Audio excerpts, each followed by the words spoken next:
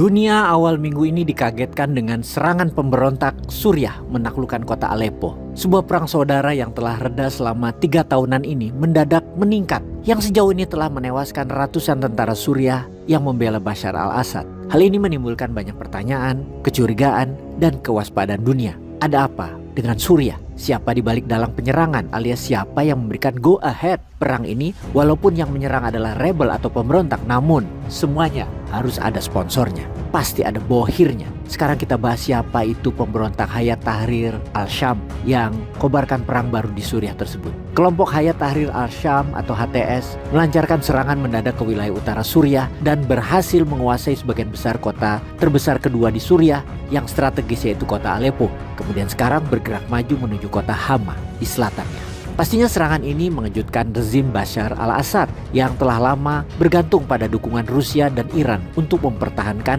kekuasaannya. Kelompok HTS sendiri yang memiliki sejarah panjang dan terlibat dalam konflik Suriah, Hayat Tahrir al-Sham, didirikan dengan nama lain Jabhat al-Nusrah pada tahun 2011 sebagai afiliasi langsung Al-Qaeda. Pemimpin kelompok yang menamakan dirinya negara Islam ini, Abu Bakar al-Baghdadi, juga terlibat dalam pembentukan HTS maksudnya. Secara ideologi jihadisnya, tampaknya menjadi kekuatan pendorongnya adalah agama, bukan semangat revolusionernya. Dan pada saat itu, kelompok ini dianggap berseberangan dengan koalisi pemberontak utama di bawah bendera Free Syria yang menentang rezim Bashar al-Assad secara demokrasi. Pada tahun 2016, pemimpin kelompok tersebut, Abu Muhammad al-Jaulani, secara terbuka memutuskan hubungan dengan Al-Qaeda, membubarkan Jabhat al-Nusrah, dan mendirikan organisasi baru yang mengambil nama Hayat Tahrir al-Sham. Situasi perang di Suriah selama 3 tahun terakhir terasa seolah-olah telah berakhir secara efektif dengan kekuasaan Presiden Bashar al-Assad berada di kota-kota besar negara itu.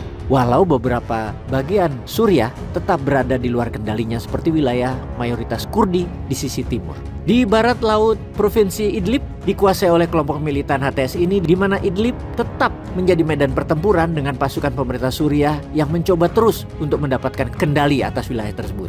Kita perdalam lagi masalah Suriah yang secara politik dipegang dengan tangan besi totalitarian oleh dinasti al-Assad ini. Aduh, kalau bicara dinasti ini di mana-mana sama kali ya, ingin berkuasa selamanya. Perang saudara di Suriah pada tahun 2011 dimulai tepatnya sejak peristiwa Arab Spring. Pemberontakan tersebut di bawah bendera Free Syria adalah pemberontakan politik demokrasi anti rezim al-Assad.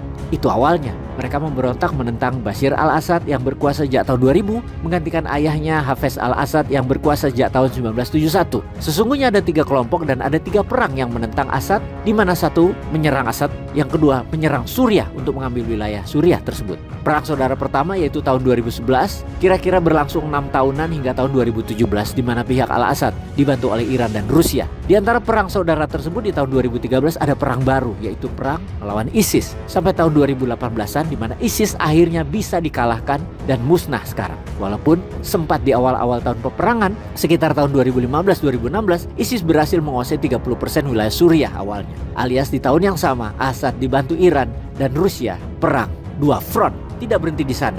Ada perang ketiga di wilayah utara, wilayah yang diambil ISIS, yaitu wilayah Kurdistan. Ini adalah wilayah suku Kurdi yang sebagian diambil oleh Turki, sebagian diambil oleh Suriah, sebagian diambil oleh Irak. Kurdi adalah suku bangsa yang tidak punya wilayah kedaulatan. Suriah perang dengan Kurdi di sekitar tahun 2016 hingga tahun 2021, di mana Kurdi dibantu Amerika, rebel tersebut. Setelah itu suasana lebih banyak tenang, walau tetap tegang, dan di tahun 2023 Turki maju 20 kilometeran di perbatasan selatan Turki masuk ke wilayah Suriah. Turki mencaplok lebih dari 26.000 km wilayah dengan alasan menjadikan buffer perlindungan wilayah untuk menghindari pemberontakan Suriah dan menekan Kurdi. Inilah hebatnya Turki, menyerang masuk sampai 20-30 km ke dalam wilayah negara tetangganya Suriah, di mana wilayah itu dikuasai pemberontak dan dunia diam saja. Tidak seperti Rusia yang mengambil 20% wilayah Ukraina sebagai wilayah buffer perlindungan NATO masuk Rusia, maka dunia barat, NATO khususnya, panik dan Amerika ikut menyerang Rusia dengan membantu Ukraina. Dalam hal Turki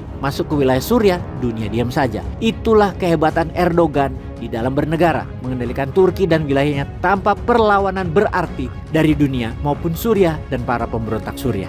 Dan sekarang pemberontak Hayat Tahrir al-Sham yang menyerang Suriah, siapa yang membantu pemberontakan tersebut? Turki. Paham? Peace.